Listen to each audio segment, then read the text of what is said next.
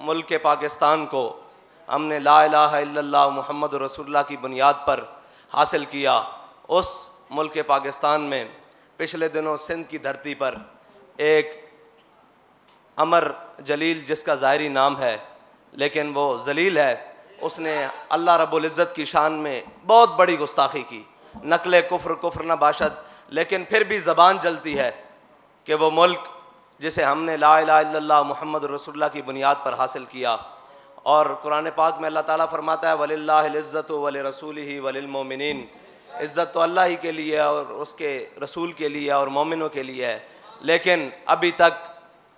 حکومت پاکستان ہو یا ریاست پاکستان ہو، تمام ذمہ دار ہوں، وہ ابھی تک بھنگ پی کر سو رہے ہیں، اور اگر کوئی واقعہ ہو گیا تو پھر کہیں گے جی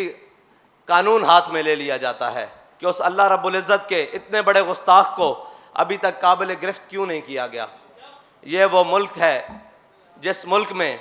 اگر کتاب کے ٹائٹل پر چند با اختیار اور صاحب اقتدار لوگوں کی تصویر آ جائے تو اس کتاب کو مارکیٹ میں آنے سے چھپنے سے روک دیا جاتا ہے، اگرچہ وہ کتنے ہی بڑے صحافی کی کیوں نہ ہو، لیکن اگر کسی کی عزت کی بات نہیں ہے تو وہ اللہ رب العزت کی عزت کی بات نہیں ہے، وہ رسول اللہ کی عزت کی بات نہیں ہے، وہ شاعر اسلام کی عزت کی بات نہیں ہے۔ یہ وہ ملک ہے جس کے اندر اتنی بڑی توہین اس نے کی، اور وہ شیلٹر اور پناہ لینے کے لیے اس ملک کے صوبائی وزیر اعلیٰ کو ساتھ لیتے ہوئے اس کے ساتھی ملحدین وہ جناب بلاول بھٹو زرداری کے پاس گئے، اور انہوں نے اس کو یقین دلایا کہ اس کا تحفظ کیا جائے گا۔ اس نے اللہ رب العزت کے بارے میں اتنی بڑی گستاخی کی ہے اور پھر آگے سے بکواس کیا ہے کہ میں نے معاشرے کی عکاسی کی ہے۔ اگر تم نے معاشرے کی عکاسی کرنی تھی تو 70 سال سے جو معاشرے کو لوٹ رہے ہیں ان کے بارے میں بات کرو نا۔ جس رب نے تمہیں یہ وطن دیا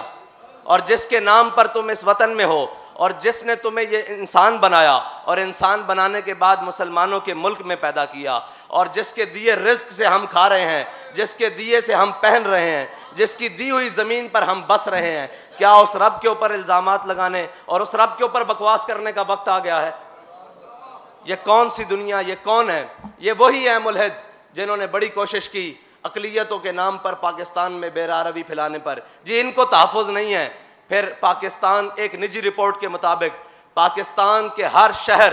ہر گلی، ہر کوچے میں یہ کوشش کی گئی، مختلف یکے بعد دیگرے، کبھی قرآن کی توہین کی گئی، کبھی میرے آقا و مولا صلی اللہ علیہ وسلم کے بارے میں بکواس کی گئی، اور اب یہ وقت آ گیا ہے کہ اللہ رب العزت کی ذات پر باتیں ہونے شروع ہو گئی ہیں۔ یہ وہی حالات ہیں جو حالات انڈونیشیا اور سوڈان کے اندر، ریاست کے اندر ایک ریاست کھڑی کر سوچ کے اندر وہ مسلمان ریاستیں جنہیں اللہ اور اس کے رسول کے نام پر حاصل کیا گیا تھا، ان ریاستوں کے اندر ریاست عالم کفر یہود و نصارہ نے پوری سازش کر اس کے اندر ریاست کے اندر ریاست کھڑی کر ایک نئی سوچ دے کر پھر یہ کیا ہوا کہ سوڈان کے 2 ٹکڑے ہو گئے، عیسائیت کی داغ بیل ڈالی گئی، اور عیسائیت کے نام پر سوڈان ایک مسلمانوں کا سوڈان ہوگا اور ایک عیسائیوں کا سوڈان ہو گیا، اور اسی طرح کی داغ بیل آج پاکستان میں ڈالی جا رہی ہے کہ سیکولر سٹیٹ کے نام پر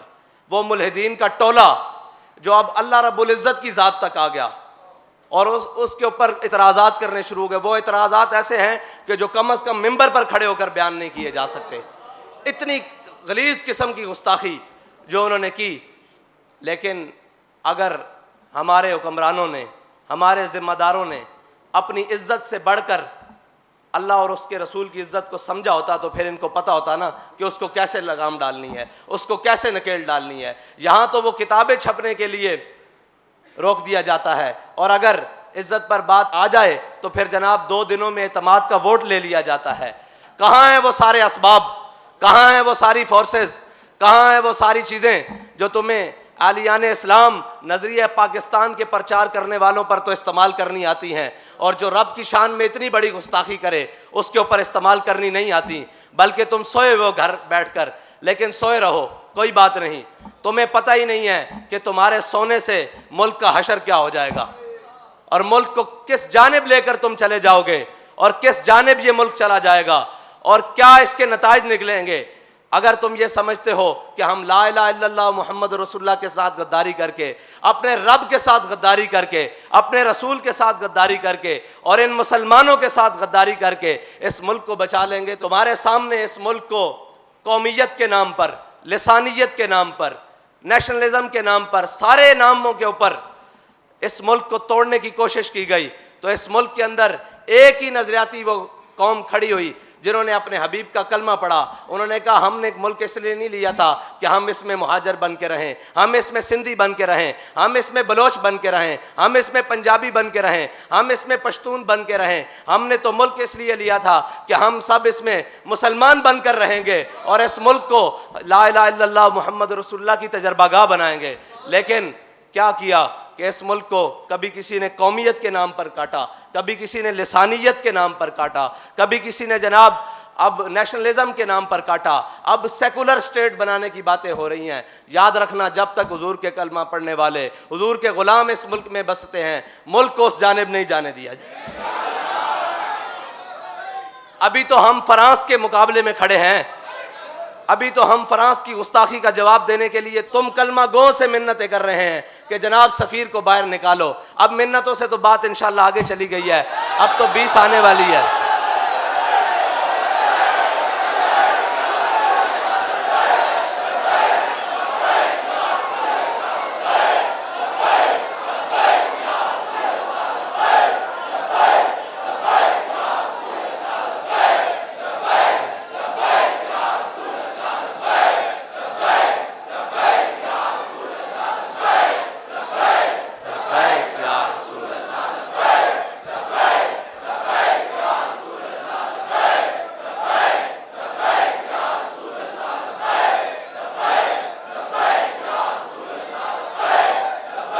اب التجاؤں سے بات آگے بڑھ چکی ہے.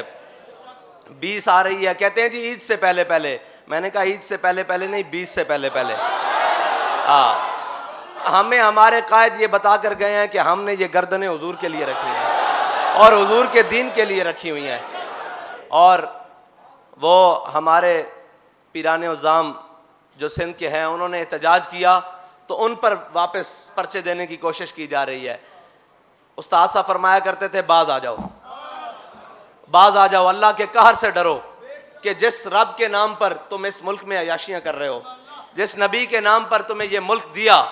اور یہ سارے تمہارے بیج اور جناب اوپر سے لے کے نیچے تر تمہارے کر و فر وزیر اعظم اور ملک کے بڑے بڑے عہدوں کے مزے لوٹ رہے ہو, یار اس رب کی شان میں گستاخی ہوئی. ادھر صرف ایک کسی کے بارے میں بات کر دی جائے تو توہین عدالت لگا دی جاتی ہے. ابھی قانون پاس ہوا ہے کہ جناب وہ مقتدر اداروں کے بارے میں اگر بات ہوئی تو 2 سال قید سزا سنائی جائے گی. تو اس رب العزت کے بارے میں بات ہوئی ہے, تم نے کیا کیا ہے؟ کسی کی عزتیں کیا جانے ہم, کسی کی شہرتیں کیا جانے ہم, کوئی عزتیں کسی کی نہیں. سب سے پہلے وَلِلَّهِ الْعِزَّةُ وَلِرَسُولِهِ وَلِلْمُؤْمِنِينَ وَلَكِنَّ الْمُنَافِقِينَ لَا يَعْلَمُونَ. یہ تو قرآن کا فیصلہ ہے. ہم آپ سے یہ مطالبہ کرتے ہیں کہ اس ذلیل کو گرفتار کرو اور اس کو کیفر کردار تک پہنچاؤ. جس قانون کی تو مار لیتے ہو جی, قانون ہاتھ میں لیا, اب کس نے قانون ہاتھ میں لینا ہے؟ جن کے ہاتھوں میں قانون ہے وہ تو ٹنڈے بنے ہوئے ہیں اور ان کا ہاتھ ہل ہی نہیں رہے. اور یہاں پر ذرا صرف لبیک والے باہر نکل آئیں تو جناب گاڑیاں بھی پہنچ جاتی ہیں اور جناب فورسز بھی پہنچ جاتی ہیں. جی کیا ہونے لگا ہے یہاں تو حضور کا نام بلند ہونے لگا ہے, وہاں گستاخی ہوئی ہے, تم کیوں نہیں پہنچ رہے؟ کہ اللہ تعالیٰ کی شان میں گستاخی, حضور کے گستاخوں کو جواب نہ دینا. اقبال کہتا ہے گلا جفائے وفا نما حرم کو جو اہل حرم سے ہے. اقبال کہتا ہے یہ جو حرم میں بیٹھے ہیں نا, پاکستان حرم ہے نا, یہ رسول اللہ کے نام پر حاصل ہوا ہے. اقبال کہتا ہے گلا جفائے وفا نما حرم کو جو اہل حرم سے ہے, کسی بت کدے میں بیان کروں تو صنم بھی کہہ دے ہری ہری. کہتا ہے کسی صنم, کسی بت کے سامنے بیان کروں نا تو وہ بھی کہے کہ واہ مسلح واہ. تو اس وحدہ لا شریک کا کلمہ پڑھتا ہے جس کے بارے میں گستاخیاں ہو رہی ہیں اور تو گھر میں مزے سے بیٹھا ہوا ہے اور تیری ریاست کے جناب تمام ذمہ داران گھر میں سو رہے ہیں, انہیں پتہ ہی نہیں ہے کہ ہو کیا رہا ہے. لیکن اقبال کہتا ہے کہ اگر یہ کسی بت کدے میں بیان کر دوں تو صنم بھی اور جناب بت بھی کہہ دیں کہ واہ مسلح واہ, تیرے کلمہ پڑھنے کی بھی کیا بات, تو نے کس کا کلمہ پڑھا اور کیسی باتیں کرتا ہے. اللہ تعالیٰ ہمیں حضور کی محبت عطا فرمائے اور شاعر اسلام پر پیرا دینے کی توفیق عطا فرمائے اور حق بیان کرنے کی توفیق عطا فرمائے اور حق کے ساتھ کھڑے ہونے کی توفیق عطا فرمائے.